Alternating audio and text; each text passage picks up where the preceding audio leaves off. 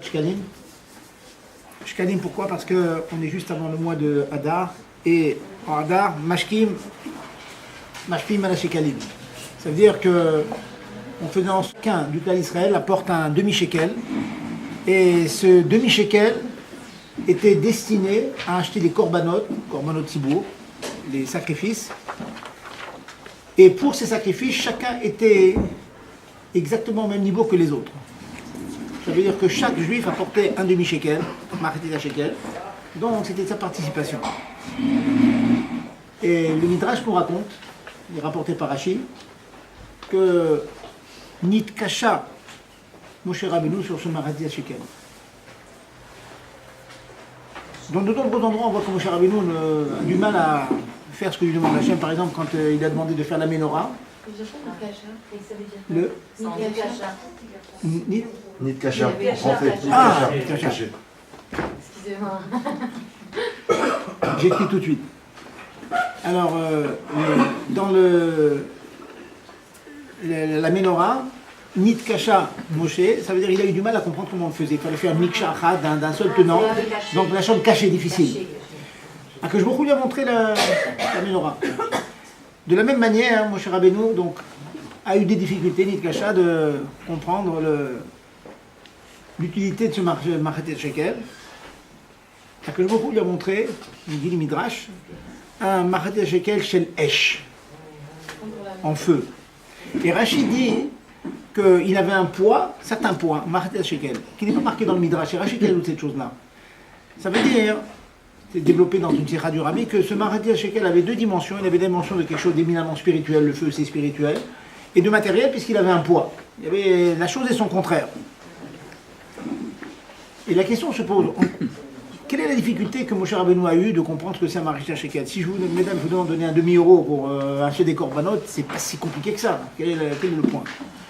La difficulté que Moshe Rabbeinu avait, c'est qu'il était marqué que ce marchet shekel faisait le kofer nafsho shel kol echad. C'était le rachat des fautes de chacun, et c'était aussi le rachat de la faute du chet haïgel, du veau d'or, la faute du veau d'or.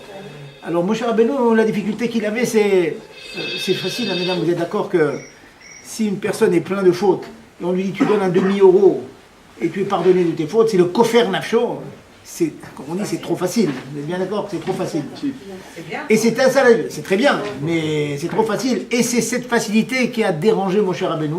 Moshe, il a eu du mal à comprendre comment cela pouvait apporter le kofer nafsho de chacun d'entre nous. Et quand je lui montre le feu, c'est quoi le feu? C'est longuement expliqué à Derech HaMussar, à Derech Al-Chassidut, que, en fait, la faute, quand un juif fait une faute, Rabbi Shalom, il a toujours une espèce de ta'anouk, de plaisir dans la chose. Il a un certain feu qui l'anime et qui le pousse à faire la faute. Il veut manger un aliment non cachère, il a une certaine envie de le faire. Et précisément pour contrecarrer, pour avoir l'accaparat, le kofer nafsho de toutes ces ta'avot qu'on a eu, ces passions qu'on a eues, alors il faut changer cette passion dans la passion de la mitzvah et faire que ce kofer nafsho soit un feu. Ça veut dire que changer nos attitudes lorsqu'on fait tchouva, on peut faire tchouva et prendre ses passions vers les choses interdites et les mettre dans les choses permises, mais il y a plusieurs manières de le faire. On peut le faire de manière extrêmement froide, on peut le faire comme un feu dévorant. Et c'est ça la réponse d'Hachem. Il a dit, ce que tu dois faire, c'est un kofer qui est en feu, qui est en èche, parce que lorsque tu animes en toi ce feu, alors tu peux brûler les anciennes passions que tu avais. Alors tout ça c'est joli, mais mesdames, vous allez me demander en quoi ça descend dans votre quotidien tout ça. J'ai envie de vous dire, vous avez fait une faute, vous avez oublié, vous avez oublié d'allumer les néros de Shabbat. Je ne pense pas que ça vous arrive, mais imaginons que vous ayez fait cette chose. Alors maintenant, qu'est-ce qu'on peut vous demander?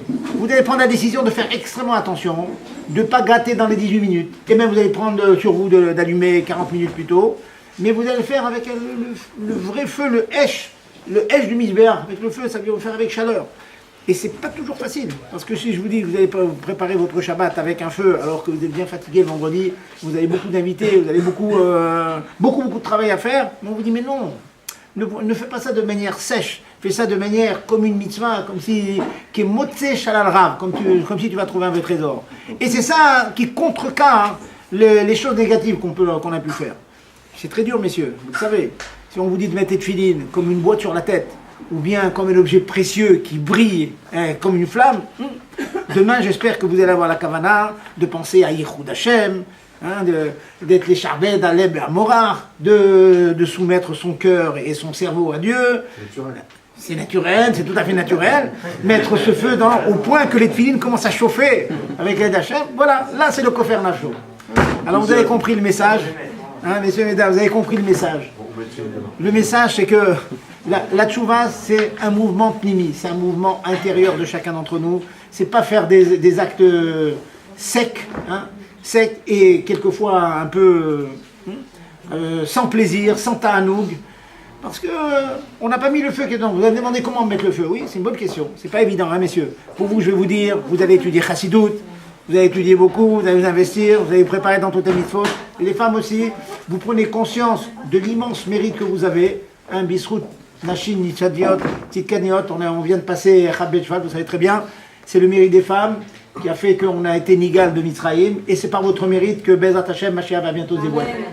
Donc on a besoin de votre intervention et on a besoin de votre chaleur dans l'accomplissement des mitzvot. Et quand vous allez enseigner à vos enfants une petite mitzvah, quand vous allez enseigner, vous allez reprendre une Mishnah ou un Din avec vos enfants, il faut le faire avec chaleur, il faut le faire avec amour. Montrer que la Torah, elle est chaviva. Et c'est le contraire de ce qu'on voit dans d'autres cas où on voit au contraire que les parents ne sont intéressés que par le 20 sur 20 de leurs enfants afin qu'ils décrochent des diplômes ô combien valeureux. Mais ce que nous, notre message qu'on a à transmettre, c'est donner cette chaleur de la Torah, ce machatit hasheket qui fera que nous-mêmes et nos enfants, Bezrat Hashem, puissent pousser dans le chemin de la Torah. Et en vous disant ça, je termine ce point. Ceux qui ont vu la vidéo qui a été distribuée cette semaine, il y a un Rav Gourari qui a rapporté que le Rabbi l'a dit une fois, il lui a demandé de faire une shlichut ô combien valeureuse, une shlichut très difficile. Il s'est occupé d'un campus en Amérique. Et ensuite, le Rabbi lui a envoyé une lettre, il lui a dit « Et sache que l'essentiel, c'est comment tu vas éduquer tes enfants. » Revoyez la vidéo, c'est impressionnant. Un chaliar qui est matzliar, qui réussit dans sa shlichut, qui est dans un campus, qui ramène des dizaines de juifs à la Torah, le Rabbi lui dit « Sache que l'essentiel de ta hatzlacha, c'est comment tu vas réussir avec tes enfants. » Alors mesdames, n'oubliez jamais cette chose-là. Les shluchot, on parle beaucoup de shluchot, c'est bien de s'occuper des gens de l'extérieur, il faut le faire, le Rabbi nous demande de le faire, mais chayecha kodmim, pour penser d'abord à vos enfants, et que ce soit des enfants équilibrés, Torah, dans l'amour de la Torah, l'amour du prochain, et bien Hachem, ceci, ça vous poussera ensuite à vous occuper autour de vous. Voilà, c'est un message que le Rabbi dit et réitère à de nombreux reprises. Ça c'est pour le mot. Donc je vais passer d'un feu à l'autre, on va passer de bichot, du cuir maintenant. Qu'est-ce que vous voulez dire ? Kofer Nafsho. Kofer Nafsho, madame, ça veut dire la chose suivante. Le Kofer, c'est la chose de Kapara. Kapara, donc apporter le Machatit Shekel, ça faisait la Kapara des fautes de chacun et de surtout la faute essentielle qui entache jusqu'à nos jours toutes les fautes du Gaïsraël, c'est la faute du Vaudor. Il n'a jamais été complètement effacé. Donc le fait d'apporter le Machatit Shekel, d'apporter les corps avec lesquels on payait les korbanot, cela faisait donc la Kapara de la faute. Maintenant, on va parler de Bichoul, messieurs. Et vous allez voir qu'il y a de nombreux cas très... Alors, je vous propose, comme on a fait les derniers cours, je crois que c'est beaucoup mieux comme cela, que je vous donne un cours un peu magistral, avec les principes. Si vous avez des questions, notez-les sur un papier, et à la fin du cours magistral, je répondrai à chacune de vos questions. Si maintenant j'emploie un mot souvent en hébreu que vous ne comprenez pas, alors vous m'interrompez bien sûr. La melacha de Bichoul, c'est une des 39 melachot qui est interdite parce qu'on la faisait dans le Mishkan. Dans le Mishkan, on cuisait des samamanim, des produits qui servaient à faire les couleurs, et les couleurs servaient, comme j'ai eu l'occasion de nombreuses fois de le dire, à teindre les tentures du Mishkan et les pots qui recouvraient le Mishkan. Donc on était amené à cuire. Donc cuire pendant Shabbat, c'est une interdiction. Les avot melachot de cuire sont les diverses manières de cuire, à savoir cuire à l'eau, c'est Cuire à l'huile, frire. Cuire au four, c'est au feu en hébreu. Tout cela, c'est interdit. On peut être amené à cuire pendant le Shabbat. Ça, ce sont les avot melachot. Donc il y a cuire au feu aussi directement, ce qu'on appelle tzliya, griller. C'est aussi cuire, c'est interdit. Vous allez me dire, on peut ne pas être amené à cuire, c'est vrai, mais imaginez que vous posiez sur un radiateur quand il fait moins 10 degrés à l'extérieur. Vous mettez sur un radiateur un pack de lait, vous allez voir qu'au bout d'un certain temps, il va être très chaud. On peut être amené à le cuire. On va voir que ça dépend des cas, mais on va voir tout de suite. On va voir. Non, sur un chauffage. Les toldot, je vais rentrer dans les détails tout à l'heure.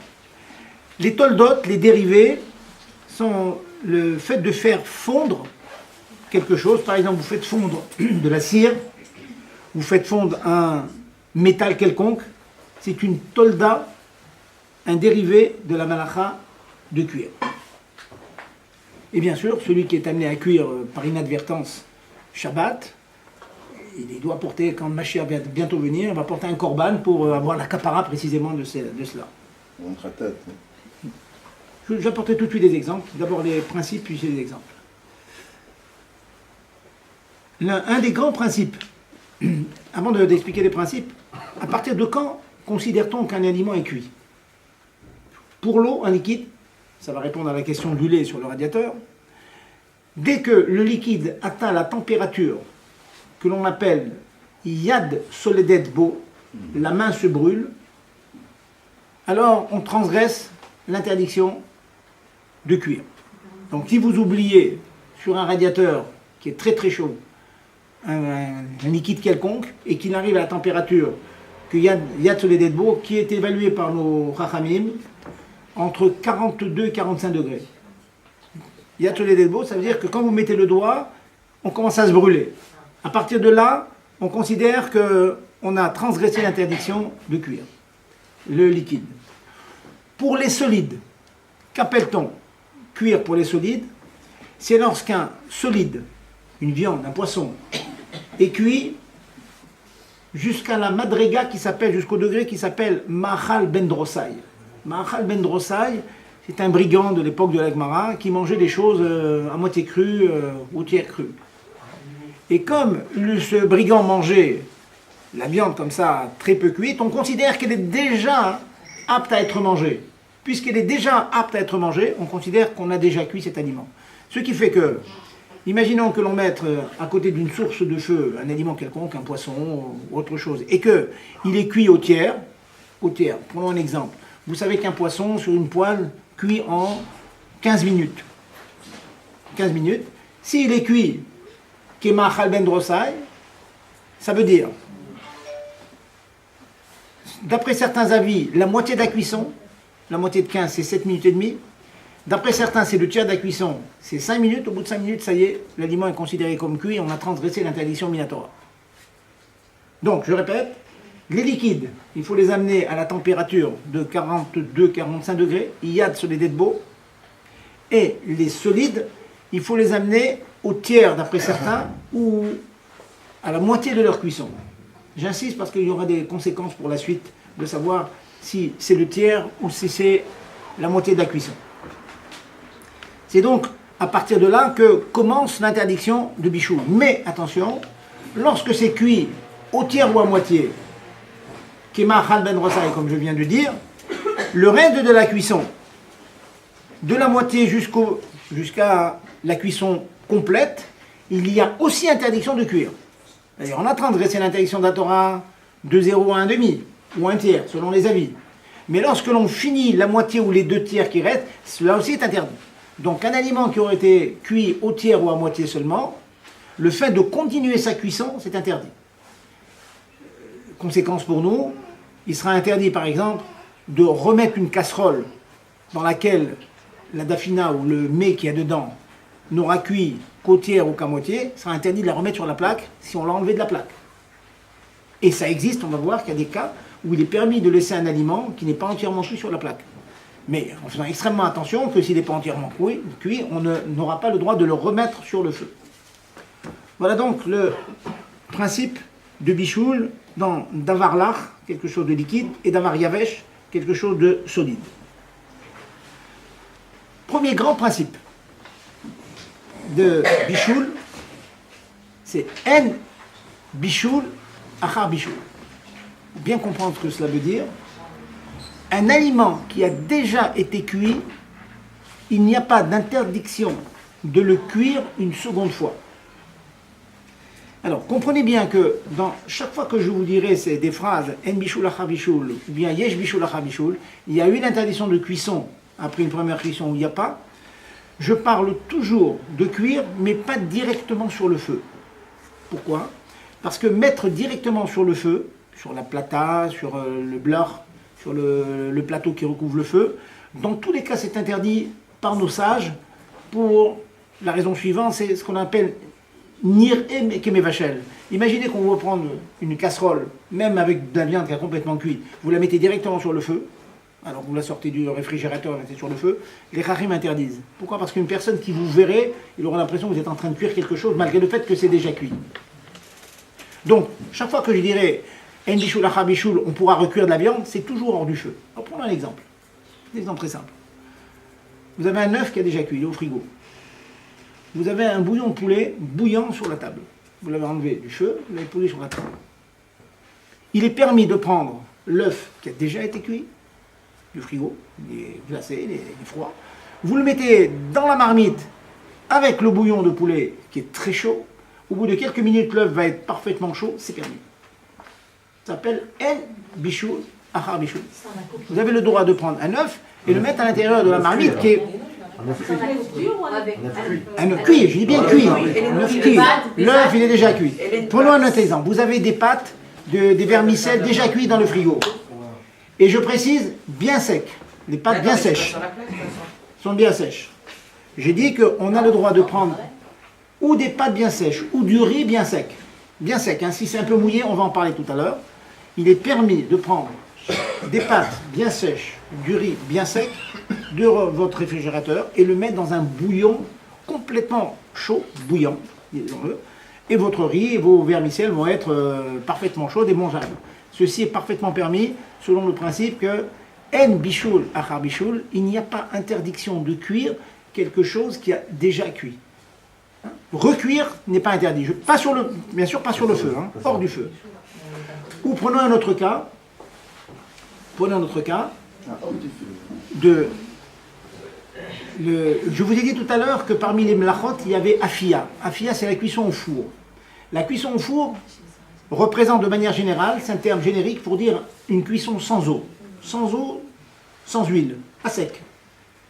Le cas extrêmement fréquent que vous connaissez tous, vous avez fait des gâteaux, vous avez des chalotes, vous avez des gâteaux. Il est permis de recuire une deuxième fois ces chalotes si ce n'est pas directement sur le feu. Conséquence immédiate extrêmement pratique, vous pouvez enlever vos chalotes du réfrigérateur, du congélateur, vous vérifiez qu'il n'y a pas du givre dessus, bien sec, et vous mettez vos chalotes sur le couvercle de la marmite qui est sur la plata. Pas sur la plate Je vais en parler tout à l'heure sur la plata directement. Je parle sur le couvercle de la marmite ou dans un endroit où on n'a pas l'habitude de cuire, comme par exemple le radiateur, sur le kumkum, sur le radiateur, sur un endroit où on n'a pas l'habitude de cuire. Sur un endroit où on a l'habitude de cuire, ceci est interdit. La plata de Shabbat, la plata qualité, est un cas spécial dont on parlera tout à l'heure. Mais est-ce que ça rend viande si on met sur la marmite? Est-ce que ça? Est-ce que ça rend viande? Ah, je vais répondre à cette question. D'abord, avant de répondre à la question, je répète donc les cas. En bichoul achar bichoul, en afia achar afia. Il n'y a pas de cuisson, interdiction de cuisson à l'eau, suivie d'une autre cuisson à l'eau, c'est permis. Un œuf cuit à l'eau, déjà, je peux le recuire dans un keli rishon. Je vais définir ce que c'est keli rishon. Et un aliment cuit au four, comme un gâteau ou une challah, il m'est parfaitement permis de la réchauffer une deuxième fois, quitte à l'amener vraiment à une température extrêmement élevée, dans la mesure où je ne le fais pas directement sur le feu. Donc je peux réchauffer pour avoir des chalotes bien chaudes, hein, bien appétissantes, en les chauffant sur le radiateur ou sur le couvercle de la marmite, ou sur le couvercle du kumkum, dans un endroit où on n'a pas l'habitude de cuire. C'est clair, ça c'est dans Ilchot Shabbat. Maintenant, on demande la question suivante. Ça veut dire qu'on peut mettre du riz aussi et des pâtes comme la femme. sur le couvercle de la marmite. Est-ce que c'est? On peut mettre du riz et des Ou des pâtes. pâtes ou du riz sur le couvercle de la marmite. Alors, Non. je vais vous répondre. Je vais vous répondre. Alors, on me demande la question suivante. Est-ce que les chalotes posées ou les gâteaux posés sur la marmite de viande directement deviennent viande? La réponse est oui. Si vous n'avez pas pris la précaution de mettre du papier aluminium sur le couvercle de la marmite, le gâteau ou la challah posée sur la marmite viande devient viande. Oui, ça traverse. Donc ça, je considère que le goût de viande, tamabassa, traverse les parois. Non, mais c'est que les chalotes ou ça peut être un plat? Dans le plat, vous avez l'écran du plat. Mais si vous mettez du riz, par exemple, dessus, il devient viande. Non, donc on peut mettre de la soupe, on peut mettre du riz, tout ce qu'on veut. Du riz, pas la soupe, c'est d'avarlar. On verra ça après. D'avarlar, ça c'est problématique d'avarlar. Est-ce qu'on va mettre une barquette à lu Voilà, si vous mettez une barquette à lu, vous avez le droit de réchauffer. Mais attention. directement sur la plate à lu? Attends, non. Directement sur la page, j'en parle tout à l'heure. Une seconde, laissez-moi finir. Donc, je répète, je vais finir ces cas-là. On me demande, est-ce que sur le... Ça, c'est une fine question, madame, écoutez bien ce que vous demandez. On me demande, est-ce qu'on peut réchauffer des vermicelles ou des pâtes bien sèches sur le couvert de la marmite? Alors, j'ai bien précisé au début que qu'a-t-on le droit de réchauffer? Des gâteaux et des chalotes. Pourquoi je n'ai pas parlé des pâtes? Parce que les pâtes ont été cuites à l'eau. Donc il semblerait que, comme elles ont été cuites à l'eau, si je mets ces pâtes sur le couvert de la marmite, ça va être considéré comme une cuisson sans eau qui viendra après une cuisson à l'eau. Ça s'appelle Bishul Acharafia. Ça, j'en parle tout à l'heure. Mais pour répondre ponctuellement à votre question, c'est permis, madame, de mettre les pâtes dessus, sur le couvert. C'est permis. Je vais expliquer tout à l'heure pourquoi. Donc maintenant, je viens de vous dire que, je résume, En Bishul Achabishul, il est permis de cuire à l'eau quelque chose qui a été cuit à l'eau. En Afia Acharafia, il n'y a pas d'interdiction de cuire sans eau quelque chose qui a été cuit sans eau. Maintenant, je panache les cuissons. Ça veut dire, j'ai du pain, des gâteaux, des croûtons de pain, et je vais le mettre dans Keli Rishon. J'ai expliqué tout à l'heure qu'est-ce que c'est Keli Rishon, Keli Sheni, mais d'abord les clanim, le principe. Je prends du pain, et j'ai mon bouillon de poulet que je viens d'enlever de la plaque, qui est très très chaud. J'ai dit que j'ai le droit de mettre dedans un œuf qui a déjà été cuit à l'eau, mais si je mets des croûtons, c'est interdit. Si je mets des gâteaux ou de la challah, c'est interdit. Quelle différence y a-t-il entre les œufs et les croûtons? La différence est la suivante, c'est que les œufs ont été cuits à l'eau, donc finalement les remettre dans de l'eau, c'est le même type de cuisson. La deuxième cuisson à l'eau ne va rien apporter comme ana, comme tanou, comme plaisir. Ça ne va pas changer de manière significative la première cuisson. Par contre, si vous prenez des croûtons, vous prenez des gâteaux, vous prenez du pain, qui sont cuits au four et vous les cuisez, vous les recuisez à l'eau, ça leur donne un autre goût. Donc, on considère que c'est interdit. Ça s'appelle Yesh Bishul Acharafia. Il y a interdiction de cuire à l'eau quelque chose qui a été cuit au four. Inversement aussi, il y a interdiction de cuire au four quelque chose qui a déjà été cuit à l'eau. Ça veut dire, un œuf par exemple, si vous le mettez à côté de la plata, pas sur la plata, on va voir que c'est un problème sur la plata, mais à côté de la plata. À côté de la plata, et la plate est très chaude, au bout d'une heure, l'œuf va vraiment commencer à se réchauffer beaucoup. Donc vous aurez dans ces cas-là une cuisson à l'eau, qui a cuit votre œuf la première fois, suivie d'une cuisson sans eau, l'œuf collé à la plaque, ça c'est interdit. Ça c'est interdit. Maintenant pour votre question tout à l'heure, madame, sachez une chose, c'est que l'interdiction de Afia Charbishul, ça veut dire l'interdiction d'une cuisson sans eau qui vient après une cuisson avec de l'eau, c'est lorsque la cuisson sans eau est vraiment à côté d'une source de feu, une vraie source de feu. Par contre, quand on réchauffe des pâtes sur le couvercle d'une marmite, la grande majorité des poskim, des décisionnaires, considèrent que ce n'est pas une vraie afia, ce n'est pas une vraie cuisson au four. En fait, c'est quelque chose qui réchauffe finalement vos pâtes. Elles ne sont que réchauffées, mais il n'y a pas une deuxième cuisson comme c'était au four. Alors essayez, prenez vos pâtes, mettez-les au four et mettez-les sur le couvercle, vous allez voir, ça sera tout à fait différent. Vos pâtes au four, ça va donner un coup gueule, ça va donner autre chose. Hein, elles ont été cuites d'abord à l'eau, puis au four. Par contre, si vous les réchauffez seulement sur le couvercle, l'amélioration des pâtes est extrêmement infime, et donc c'est permis. Donc en deux mots, vous aurez le droit de réchauffer gâteau, pain, pain, challah, et les aliments comme ça, cuits d'abord à l'eau, mais complètement secs maintenant, comme du riz, des pâtes, etc., vous aurez le droit de les réchauffer sur le couvercle de la marmite. Donc que sans sauce Sans eau. Et du poulet sans sauce Voilà, sans sauce. Tout ce que je parle, c'est ça. Parce que, de la marmite. et ça, je vais expliquer pourquoi sans sauce. On va expliquer tout de suite pourquoi. Qui est sur le feu? Pardon? Sur le couvercle de la marmite qui est sur le feu? Le couvert de la marmite qui est sur le feu, je peux réchauffer toute chose qui a été auparavant cuite à l'eau. une grille, si je mets une grille sur la plate.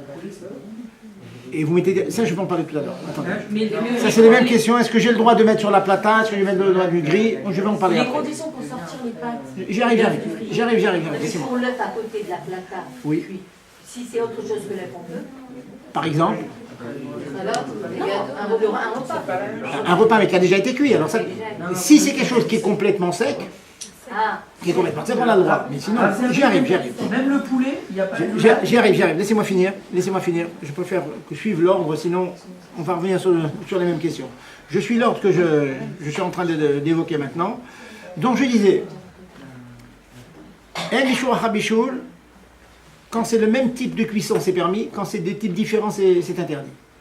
Maintenant, il y a une exception à la règle que je viens de vous donner. Et ça va répondre à certaines de vos questions.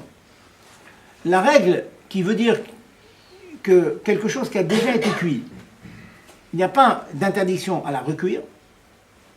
Comme je viens de vous dire, un œuf qui a été cuit à l'eau, on peut le mettre dans un kéli rishon, dans un bouillon.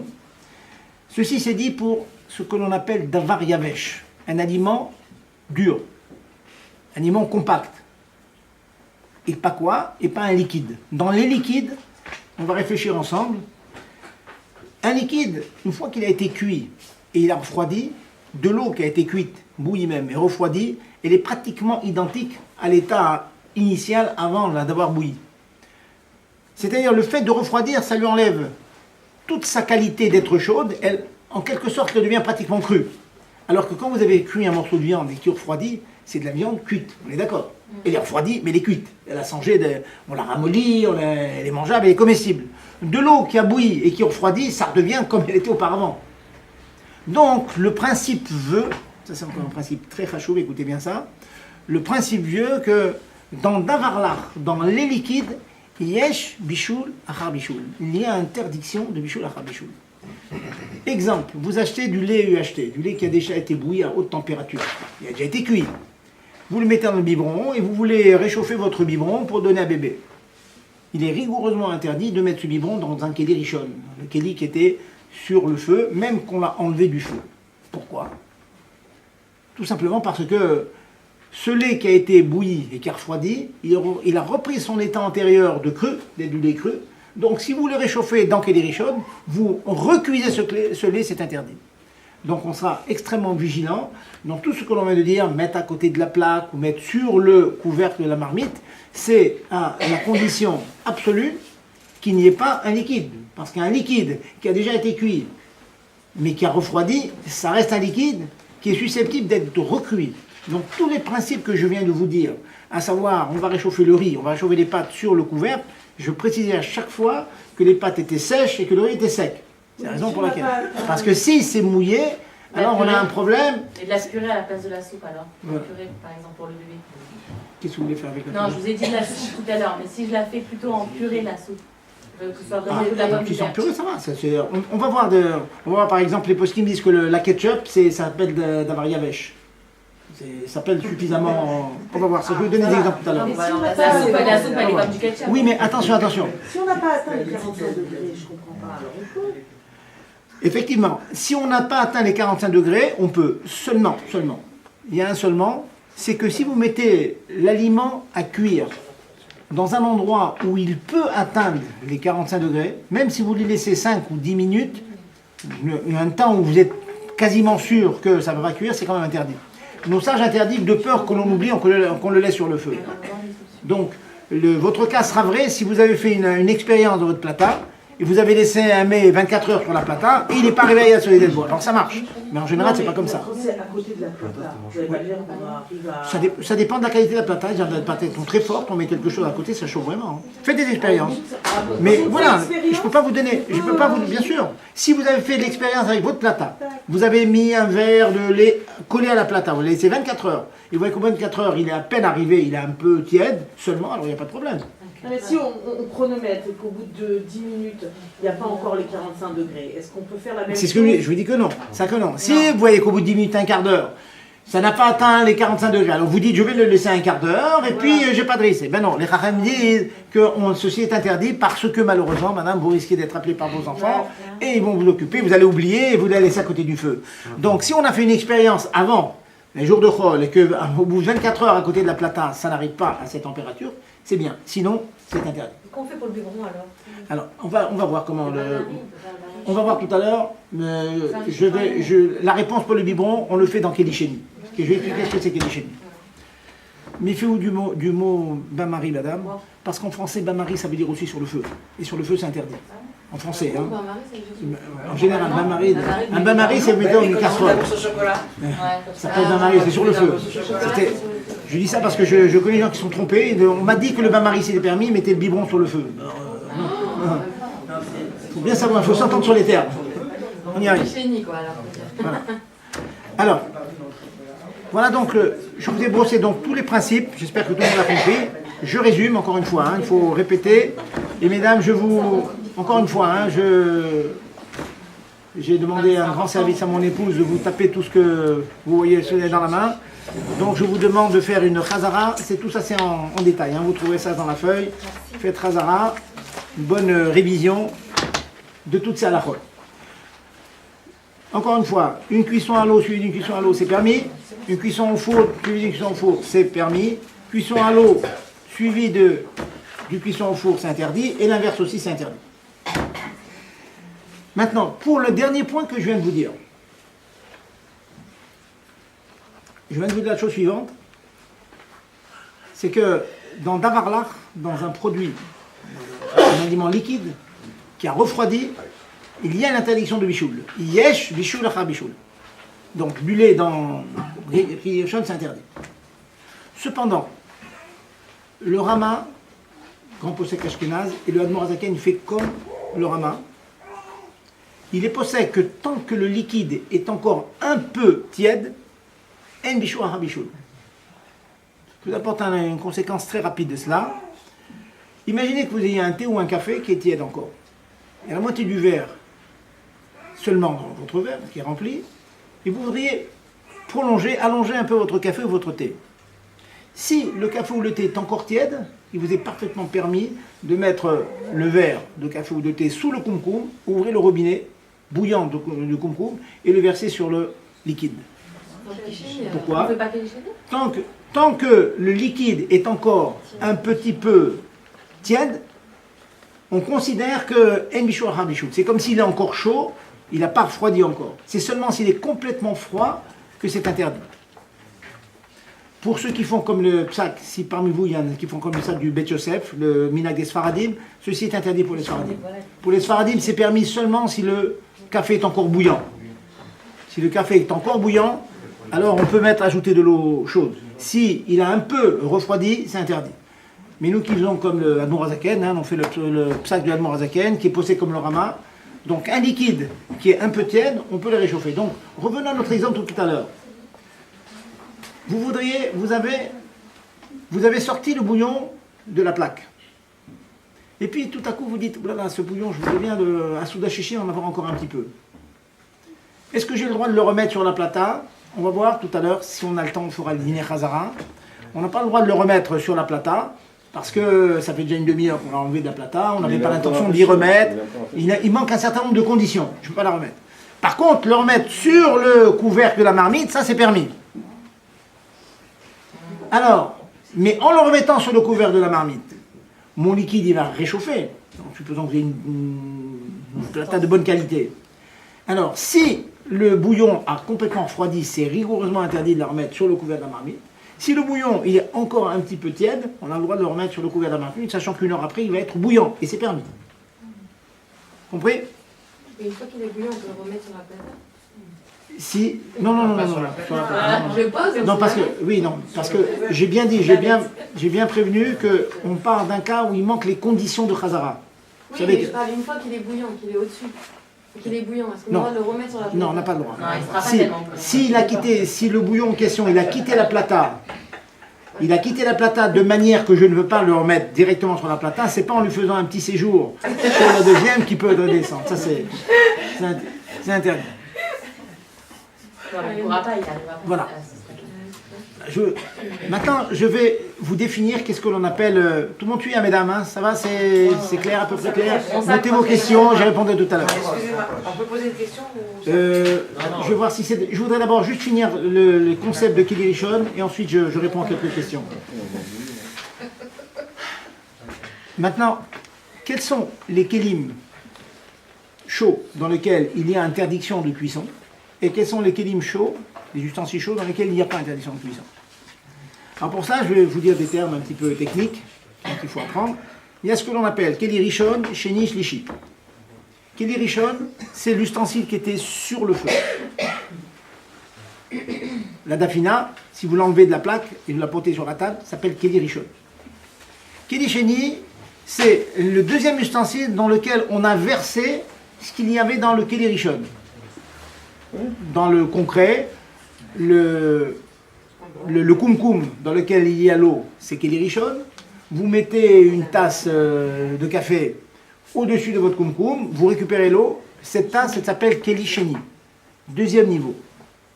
Et si de cette tasse, je prends de l'eau bouillante et je la verse dans une deuxième tasse, la deuxième tasse s'appelle Keli Shlishi, troisième Keli.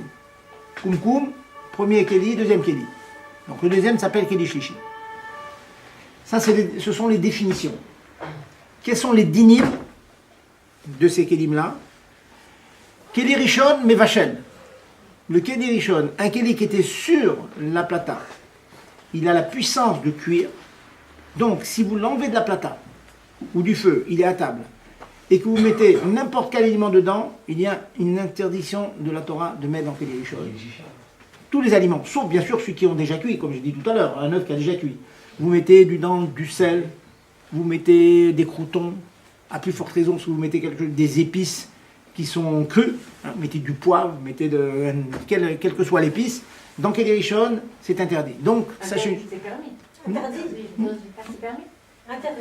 Quoi? Non, tout est interdit. Dans Keli Rishon, tout est interdit. Ah. Dans Keli Rishon, tout est interdit. C'est le Keli qui était sur le feu directement. Vous enlevez la dafina. N'ayez pas la bonne idée, mesdames, de goûter la dafina qui est dans votre marmite. Vous l'avez goûté et il manque du sel. Vous ajoutez du sel dans le Keli Rishon. Hein. Surtout pas. Et du poivre, du sel, des épices et tout. Il manque quelque chose. Surtout pas. Hein. Keli Rishon, mais vachem. Le fait qu'il a séjourné sur le feu, il a été en contact directement avec le feu. L'aliment qu'il y a dedans est une source de chaleur qui s'appelle Keli Rishon et ça cuit. Maintenant, Keli Sheni. Keli Sheni. C'est donc l'eau qui était dans le koum-koum que j'ai versée dans une tasse. La Gemara nous dit la chose suivante. Keli Sheni est nommé Vachel. Keli Sheni n'a pas la force de cuire. Mais c'est bouillant encore. Comme ça, c'est brûlant, hein, je ne veux pas de brûlant. Voilà. Vous faites bien de me faire remarquer cela. Chaque fois que je dirai dans la suite du cours, Keli Rishon, Keli Sheni, Keli Shishu, Keli Revi ou 5e, 6e, 7e, je parle toujours que l'eau dedans est brûlante. Dès que l'eau est descendue au-dessous de la température que je dis, il n'y a aucun problème. Si vous mettez le doigt, vous ne voulez pas, il n'y a aucun problème. Vous pouvez mettre ce que vous voulez dedans. Donc chaque fois que je dirai Keli Sheni, Shlishi, je parle que c'est encore bouillant. Faites l'expérience, vous allez voir, après même 4 Kelim, quand vous le faites rapidement, même le 4e, le 5e, c'est bouillant. Hein, c'est évident, c'est bouillant. Donc chaque fois que je parlerai d'un Keli aujourd'hui, je parle d'un Keli qui garde toujours sa température supérieure à 45 degrés, dont j'ai parlé tout à l'heure, de Yad sur les dead bleus. Donc la Gemara nous dit Keli Sheni Yeno Mevachel. Le deuxième Keli n'a pas la puissance de cuire. Le problème, c'est qu'il y a tellement d'exceptions que le Keli Sheni est presque mis de côté en général. Alors pourquoi y a-t-il des exceptions? Alors je dis rapidement pourquoi. Premièrement, il y a ce que l'on appelle des kalé à bichoul. Kal, c'est facile. Tous les aliments qui cuisent facilement, il y a beaucoup d'aliments qui cuisent à certaines herbes. Vous mettez des herbes, vous mettez de la menthe par exemple, ou d'autres aliments que la Gemara nous donne un cas qui s'appelle Koulias anispanis, c'est un espèce de petit poisson. Là, dès qu'on mettait un petit peu d'eau chaude, un peu d'eau, ça cuisait. Vous voyez, ça cuisait des sardines peut-être, des anchois, vous voyez, des choses qui cuisent facilement. Le problème, c'est que les aliments qui cuisent facilement et qui ne cuisent pas facilement, on ne les connaît pas. Donc, nos chachamim disent que dans Kelisheni, on ne peut mettre aucun aliment, sauf ceux qui sont mentionnés expressément dans la Gemara. Quels sont ceux qui sont expressément mentionnés dans la Gemara? Ce sont les liquides et les tablés, les liquides et les épices. Et pas tous les épices. Ça veut dire que dans Kelisheni, je me mets tous les liquides. Notez ce point-là, c'est très important. Dans Kelisheni bouillant, vous avez préparé votre thé ou votre café dans Kelisheni. C'est bouillant. Vous avez parfaitement le droit de mettre votre tasse avec le bouillon sous le robinet et ajouter de l'eau. L'eau crue, complètement crue. Vous avez fait un café, vous avez bien ajouté un petit peu de lait dans le café. Du lait froid. On va mettre un sachet de thé dedans. Attendez, une seconde. Je parle des liquides pour l'instant. Madame, je suis en train de dire que ce que l'on permet, ce sont les liquides. Je ne parle pas du thé. Le thé, ce n'est pas un liquide. Ce qu'on permet dans Kelisheni, ce sont tous les liquides. Donc pas le café alors. Hein? J'en parle après. Pour l'instant, je parle des liquides. Les liquides et les tablines. Les tablines, ça veut dire certains épices. On ne connaît pas trop la vérité. Certains disent que le thé, c'est permis. Certains disent que non. Tous les épices, certains qui disent le poivre, oui. Certains qui disent que non. Le sel, certains disent oui, non. Donc, les épices, dans les faits, c'est difficile d'être méquille de mettre des épices dans le Kelisheni. Mais j'en parlerai tout à l'heure. Par contre, les liquides, c'est permis. Des liquides crus, on a le droit de mettre dans Kelisheni. Les froids, même un lait, il faut du lait froid sur du. C'est bon. Du lait froid dans Kelisheni? Oui, Ah. du lait froid. Du cuit déjà. Non, un lait froid du frigo. Du poulet froid du frigo. Mais... Non, du lait froid. Voilà, du lait froid, absolument. Voilà, un bon exemple. Vous avez besoin de prendre un café au lait. En faisant un café bien chaud, vous ajoutez un peu de lait froid. Beaucoup de gens font ça. C'est permis. D'accord? C'est permis. La chaleur du Kelisheni, le fait que ce Kelisheni n'a pas été en contact direct avec le feu, fait qu'il n'a pas la puissance de cuire les liquides. Donc on peut mettre n'importe quel liquide dans Kelisheni. Si vous avez un biberon qui est vraiment bouillant pour le petit, par exemple, et vous voulez le refroidir, vous avez le droit d'ajouter du lait ou de l'eau crue, il est bien cru. Comme il est dans le biberon, c'est déjà Kelisheni, il n'a pas la puissance de cuire les liquides qu'on mettra dedans. Notez bien ce point-là. Donc Kelisheni à Nomé Vachel, les liquides. Par contre, dans Kelisheni, on ne pourra pas mettre tout ce qui cuit facilement, et malheureusement, comme je vous dis, comme on ne connaît pas les aliments qui cuisent facilement, on a l'habitude de ne rien mettre d'eau dans Kelisheni. Par exemple, dans Kelisheni, vous voudriez tremper votre gâteau. Shabbat matin, vous avez bien trempé votre gâteau dans le lait et bouillant. Je dis bien bouillant, hein. Si vous avez mis le doigt vous avez goûté le café, il est tiède, vous pouvez le boire sans problème et mettre votre gâteau dedans. Par contre, si vous aimez le café ou le café au lait bouillant, il est bouillant, vous ne pouvez pas tremper votre gâteau dedans. Pourquoi? Parce que le gâteau a été déjà cuit au four. Et on a dit que yesh bichou la harafia. Il y a l'interdiction de la cuisson à l'eau qui vient après la cuisson au four. Donc, non seulement c'est interdit dans Keli Rishon, mais c'est même interdit dans Keli Sheni. Donc, si vous voulez tremper votre gâteau dans votre café au lait, je vous donne un bon conseil, c'est de faire Keli Shlishi. Si vous faites Keli Shlishi, vous avez l'habitude le matin, le Shabbat matin, de prendre de l'eau du kumkum et de mettre dans un deuxième Keli, donc ça fera kumkum, Keli 1 et Keli 2, alors là, vous pouvez tremper votre gâteau. Même s'il reste bouillant. Même si? Ça reste bouillant. Oui, je ne parle que de ça. C'est bouillant, on a le droit. Et une petite remarque, mesdames. Si vous trempez vos gâteaux dans le lait, il faut faire un Netilat Adayim sans bracha avant. Vous êtes au courant de cette halakha, oui? Messieurs, On n'a pas entendu ça, on n'a pas entendu. messieurs, dames, si vous avez l'habitude de tremper les gâteaux dans votre café au lait, n'oubliez pas de faire un Netilat Adayim sans bracha avant. On n'a pas...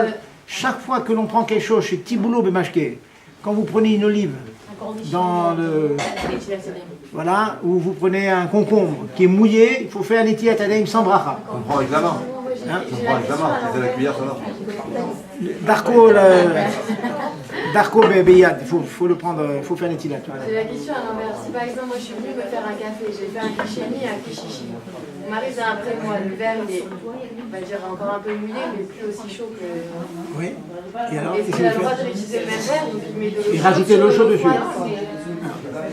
l'envers. Alors, il avait dit. Alors j'ai dit tout à l'heure. Mais il a dit de l'eau chaude. Ouais, c'est ça, on comprend tout à l'heure. Mesdames, vite. Restons concentrés. Il a dit sur tiède. Il n'y a pas de froid. Restons concentrés. Alors, on demande la question suivante. Une personne a fait un café dans Kedish Lishi. Le café a un peu refroidi. Elle demande est-ce que son mari peut rajouter de l'eau du kumkum dans ce café ou ce lait. Alors, j'ai dit tout à l'heure que si le café est encore un peu tiède, on peut rajouter de l'eau bouillante dessus. C'est pas ça ma question. Ah, c'est quoi la question? J'ai pris du kumkum avec un verre en plastique, Oui. j'ai fait un cliché nu. Et après, je me suis fait un café avec un cliché. D'accord. Mon mari il vient, il veut faire un cliché nu avec le même verre en plastique que moi, Oui. qui est encore un peu mouillé. Ah oui, bon, ça de manière générale, bien sûr. Si maintenant on demande la question suivante, c'est la même réponse. Si vous utilisez une tasse qui est mouillée pour récupérer de l'eau de Keli Rishon, du kumkum, il est clair que le jet de Keli Rishon, Il va chauffer. il va réchauffer, il va cuire les gouttes qui restent au fond de votre verre. Donc si le verre possède de l'eau qui est encore tiède, c'est permis, mais si l'eau refroidit, c'est interdit. Alors, il faut que ce soit bien sec. Il faut que ça bien sec, voilà. Mais un verre en plastique n'est pas considéré comme un kéli. Si on considère ça un Keli. Mais tout à l'heure, vous avez dit qu'on pouvait mettre de l'eau chaude dans de l'eau bouillante. De Kelly. De l'eau froide dans de l'eau bouillante, de Keli Sheni. De l'eau froide. Donc, kéli chéri.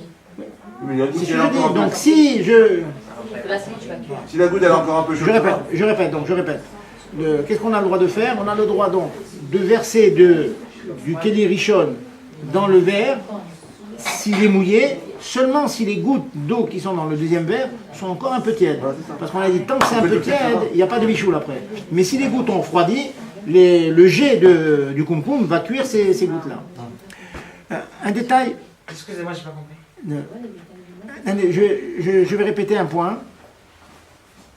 Je vous ai parlé de Keli Rishon qui cuit, Keli Sheni qui cuit certaines choses mais pas tout. Par exemple pas les liquides.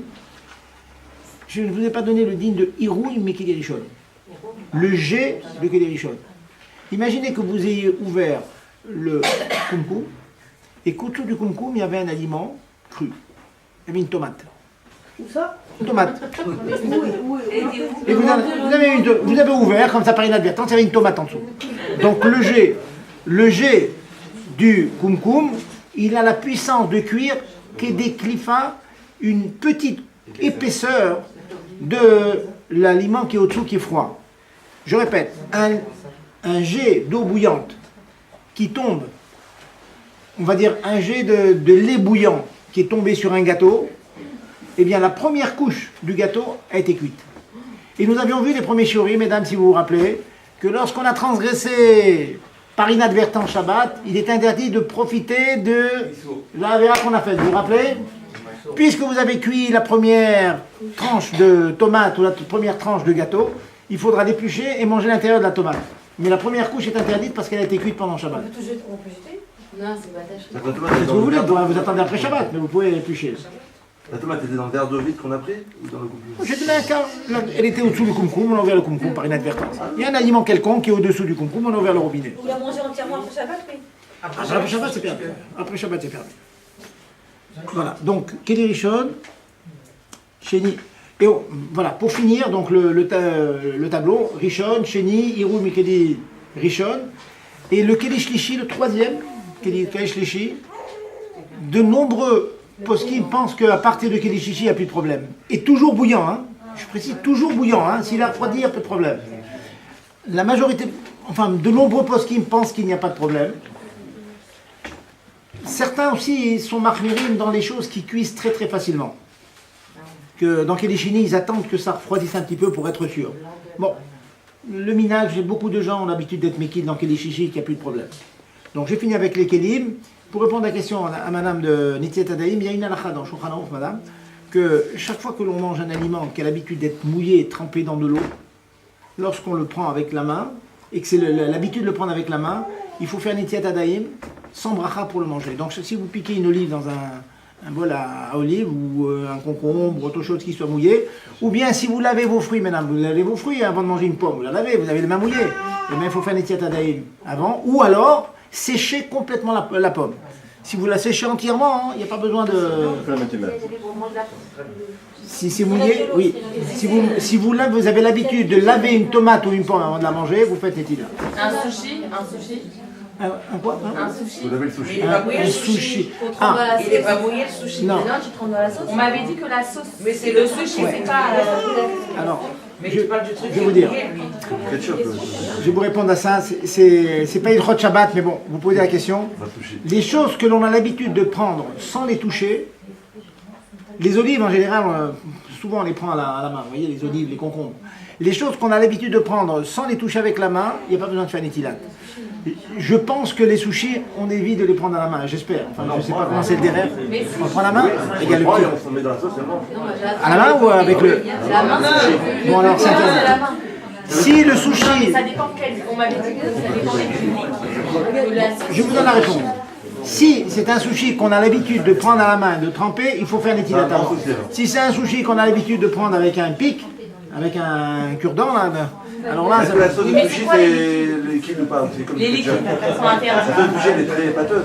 Ah, mais ça, je sais pas, ça, j'ai pas réfléchi à la question.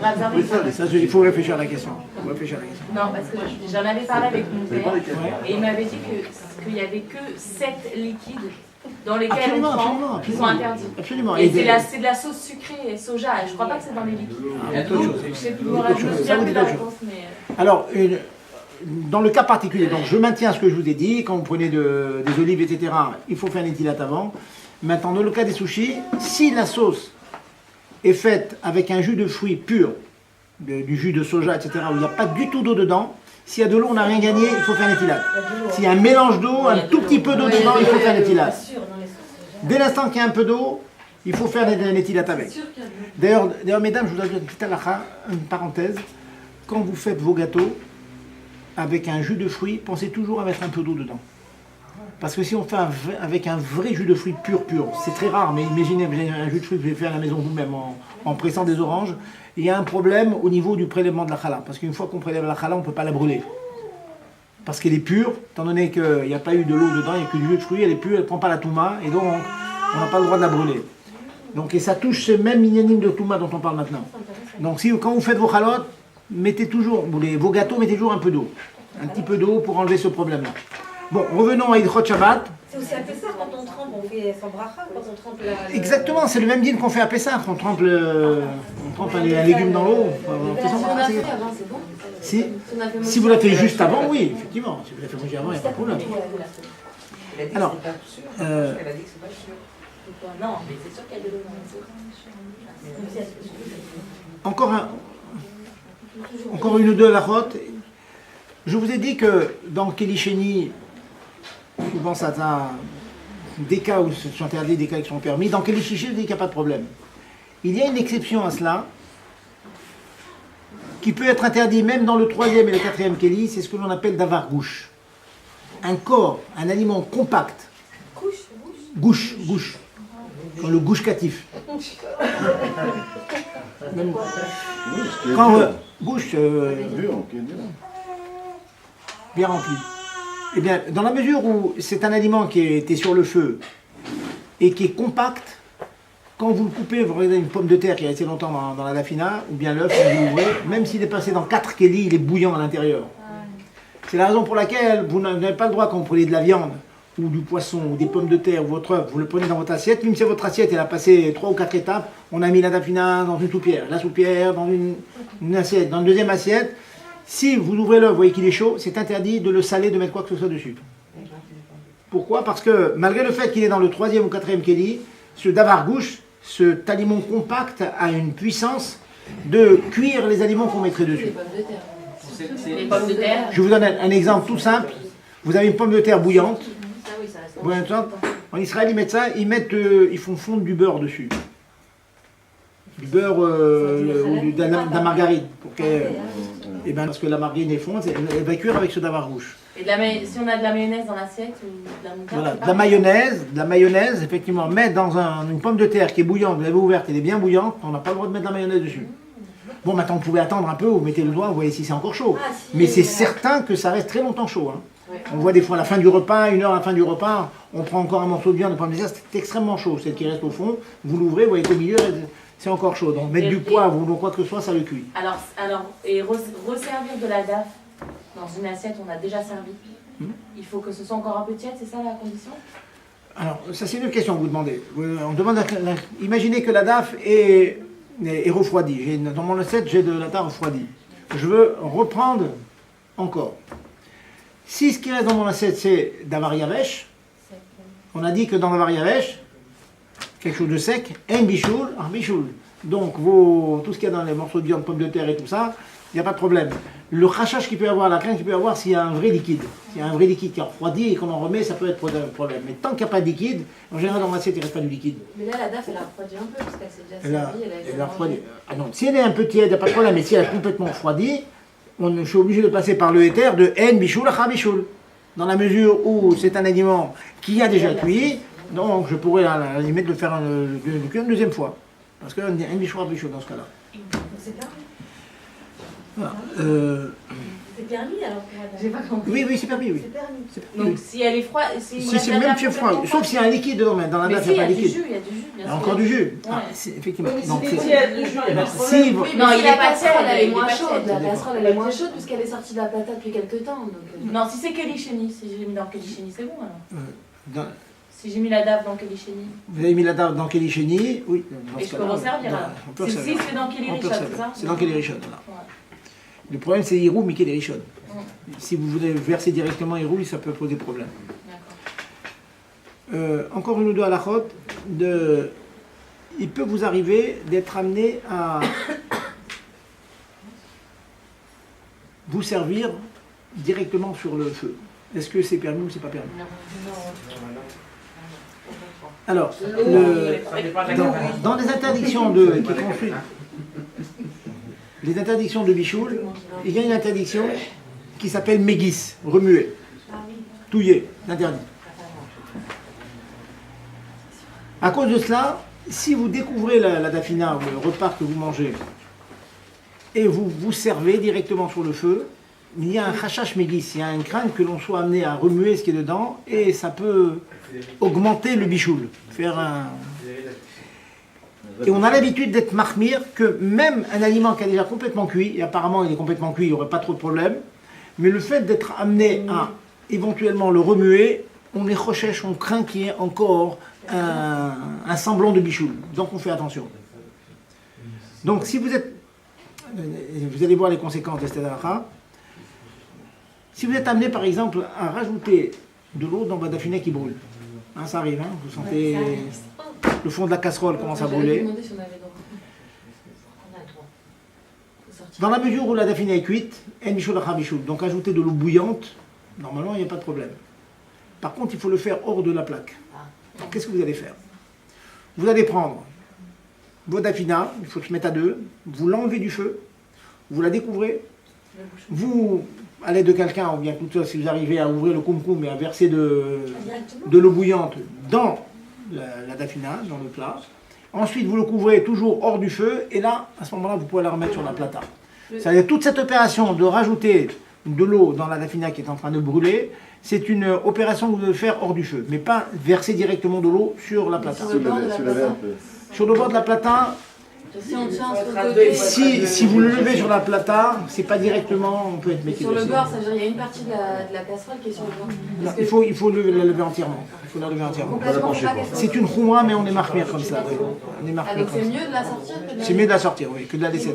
La sortir avec les conditions de Khazara, dont on a parlé. Mais le koum-koum, non, on peut prendre un autre truc. Le koum-koum, c'est on prend de l'eau du koum-koum, Oui, on met à dos pour la et on... oui, et vous versez Ça, dessus. ça passe C'est de l'eau seulement, c'est parce qu'elle doit passer la sèche. Oui, par- Est-ce qu'on peut faire cliché quand on Alors attendez, j'ai Allez-y. Alors, la question qui est demandée est la suivante.